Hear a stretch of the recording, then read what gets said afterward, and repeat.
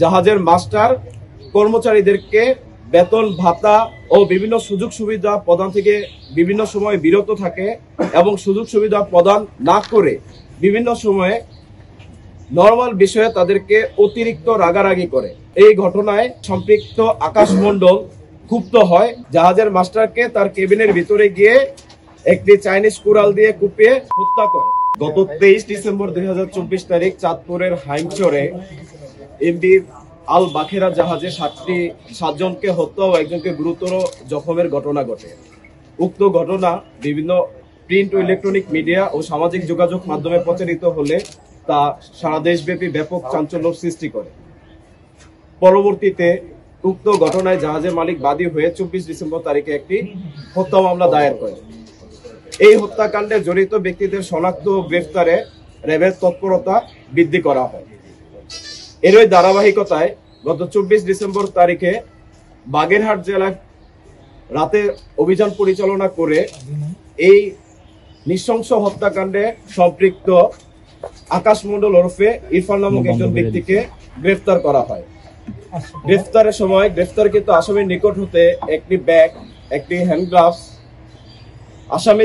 আসামির 2টি mobile phone, ভিকটিমদের 5টি মোবাইল ফোন সহ সর্বমোট 7টি মোবাইল ফোন, চেতনানাশক ওষুধের পাতা এবং নীল রঙের একটি জিন্স প্যান্ট যেখানে বিভিন্ন জায়গায় রক্ত মাখানো ছিল তা উদ্ধার করা হয়। প্রাথমিক জিজ্ঞাসাবাদে গ্রেফতারকৃত আসামি জানায় সে গত 8 মাস যাবৎ এই জাহাজে কর্মরত রয়েছে। জাহাজের মাস্টার কর্মচারীদেরকে বেতন ভাতা ও বিভিন্ন সুযোগ সুবিধা প্রদান থেকে বিভিন্ন সময় বিরত থাকে এবং সুযোগ সুবিধা প্রদান না করে বিভিন্ন সময়ে নরমাল বিষয়ে তাদেরকে অতিরিক্ত রাগারাগি করে। এই ঘটনায় সম্পৃক্ত আকাশ মণ্ডল ক্ষুব্ধ হয় এবং এই জাহাজে কর্মরত অন্যান্য সদস্যদের সাথে বিষয়টি আলোচনা করে। তবে আসামে দেয়া তথ্য মতে এই জাহাজে কর্মরত অন্যান্য যে কোনো সদস্য যখন কোনো রকম তাদের অধিকার নিয়ে কথা বলতে চায় তাদেরকে কোনো ধরনের বিচার বিবেচনা না করেই জাহাজ থেকে বিতাড়িত করা হয়, এমনকি তাদের বেতন ভাতাও প্রদান করা হয় না, যার কারণে জাহাজে কর্মরত অন্যান্য সদস্যরা তার সাথে একমত পোষণ করে এই অন্যায়ের প্রতিবাদ করত না। এমত অবস্থায় গ্রেফতারকৃত আকাশ মণ্ডলের মধ্যে ক্ষোভের সৃষ্টি হয় এবং এই ক্ষোভ থেকেই সে পরিকল্পনা করে তার এই মাস্টারকে উচিত শিক্ষা দিবে। এই পরিকল্পনার অংশ হিসেবেই আনুমানিক গত 18 ডিসেম্বর তারিখে তিনি 3টি পাতা ঘুমের ওষুধ ক্রয় করেন এবং নিজের হেফাজতে রেখে দেন। পরবর্তীতে 22 ডিসেম্বর তারিখে যখন এই জাহাজটি চট্টগ্রাম থেকে সিরাজগঞ্জের পথে রওনা হয় এবং চাঁদপুরের হাইমচর এলাকায় পৌঁছানোর পর জাহাজটি হাইমচরে নোঙর করা হয়।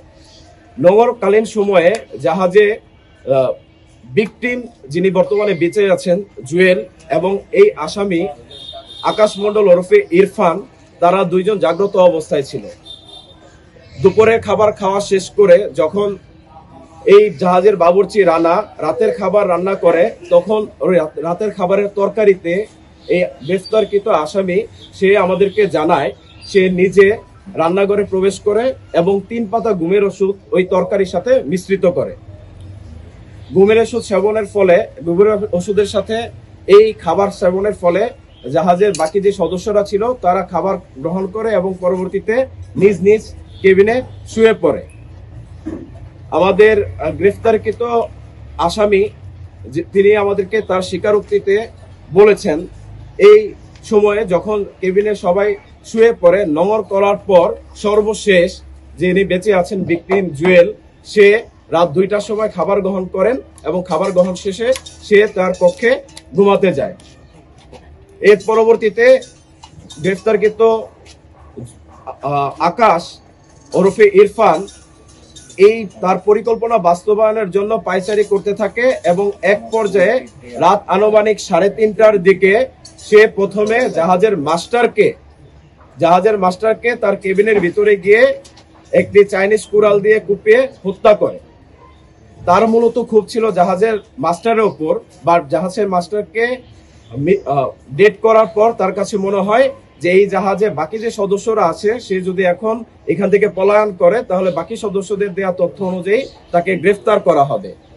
আইন শৃঙ্খলা বাহিনীর গ্রেফতার এড়াতে গ্রেফতারকৃত আকাশ ওরফে ইরফান বাকি সদস্যদের ক্রমান্বয়ে কুপিয়ে হত্যা করে।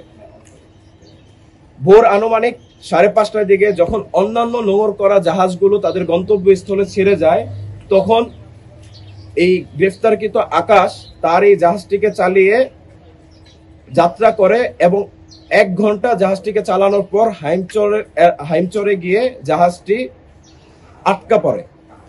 পরবর্তীতে একটি মাঝির নৌকার দ্বারা সে চরে গিয়ে অবস্থান করে এবং সেইখান থেকে আত্মগোপনে চলে যাওয়ার উদ্দেশ্যে বাগেরহাটে গমন করে।